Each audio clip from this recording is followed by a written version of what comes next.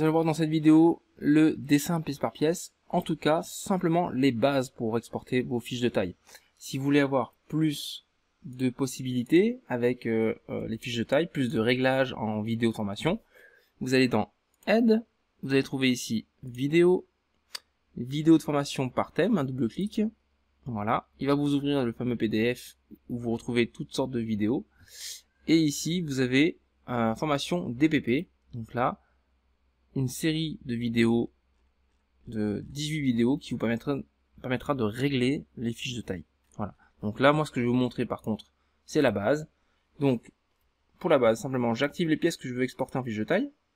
Alors, je peux prendre certaines pièces, hein, on va envoyer par module, ce serait plus intéressant. Voilà. Je vais prendre, pourquoi pas, quelques pièces, juste pour l'exemple. Vous les sélectionnez. Il est impératif, ça c'est vraiment important, de les avoir numérotées avant en production. Donc, toutes mes pièces, bien sûr, je les avais numérotées, il n'y a pas de souci. Mais ça, c'est vraiment, pour sortir une fiche de taille, vous devez numéroter vos pièces en production. Donc ça, je vous laisse revoir dans exporter liste de production, numéroter. Voilà. Maintenant que c'est numéroté, exporter, export plan, pièce par pièce. Là, vous avez ici directement fiche de taille.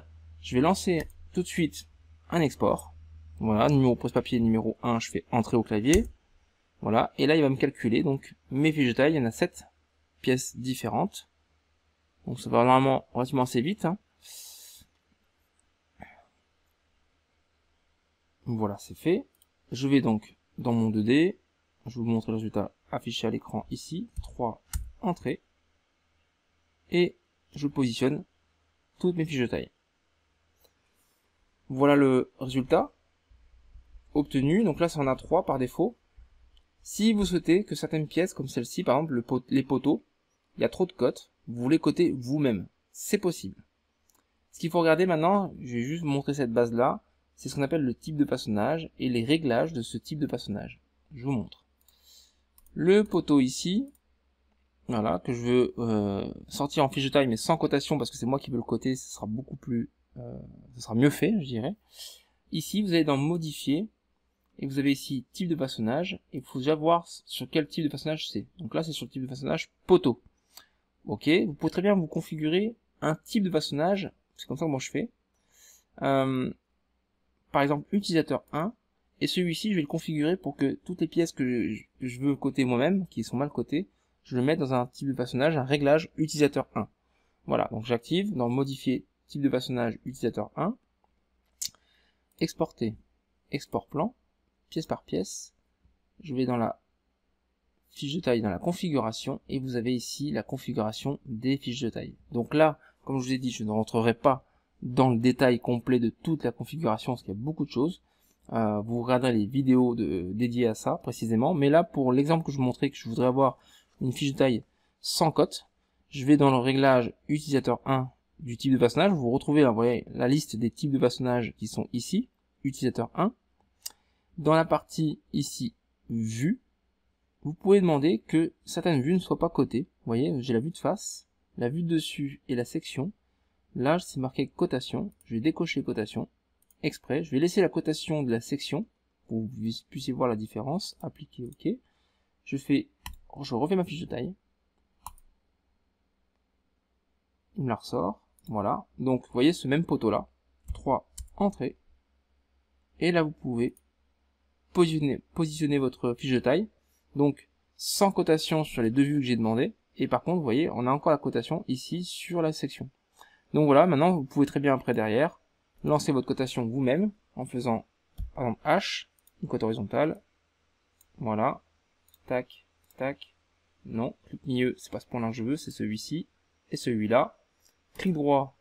Voilà. U pour une cote totale. Et vous placez votre cote. Et là, vous pouvez avoir une cote qui est beaucoup mieux. Si vous voulez avoir une cote cumulée, c'est possible. Je vais étirer celle-ci pour avoir plus d'espace. 7 pour étirer. Voilà. Si vous voulez avoir une cote cumulée, vous activez votre cote ici. Vous faites 7. Voilà. Donc vous voyez, je suis en fantôme. Et en bas, vous avez des raccourcis clavier qui sont écrits, qui sont par exemple S, qui est la cote somme. Donc je tape S. Et là, je passe tout de suite en code somme. Attention, Là, vous voyez, à gauche, on voit qu'il y a un cadre qui est plus gras, qui est plus gros. Ça, c'est le 0, le départ. Si vous voulez que votre 0 soit à droite, et qu'ensuite il fasse le cumul vers la gauche, à ce moment-là, vous faites W, et vous inversez, vous voyez, en faisant W, j'inverse le 0, et clic droit, je peux cliquer ici. Voilà le principe. Ma cote cumulée est faite, et puis je peux coter plus simplement ma fiche de taille. Voilà. Donc voilà le principe des fiches de taille pour la base. Si vous voulez changer de format d'impression, dernière chose que je voulais vous expliquer sur les fiches de taille, vous pouvez ici, dans la configuration, dans Général, dans la partie Export, vous avez là, ici, les formats d'impression qui sont déjà configurés. Voilà. Donc A3, A4 par exemple. Là, ici, ce qui est important, si vous voulez tout imprimer en A4, faites bien appliquer à tous les types de façonnage pour que tous les types de façonnage configurés soient tous en A4. Ensuite, vous avez plein de réglages possibles. Pareil, il y a un fichier layout que je vais vite fait ouvrir pour vous montrer à quoi ça ressemble, qui permet de configurer la couleur des cotes, le cadre, qu'est-ce que je veux à l'intérieur de mes cartouches.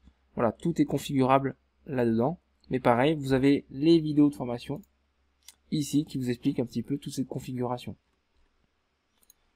Voilà pour le DPP. Prochaine vidéo, ce sera sur l'export paroi ossature.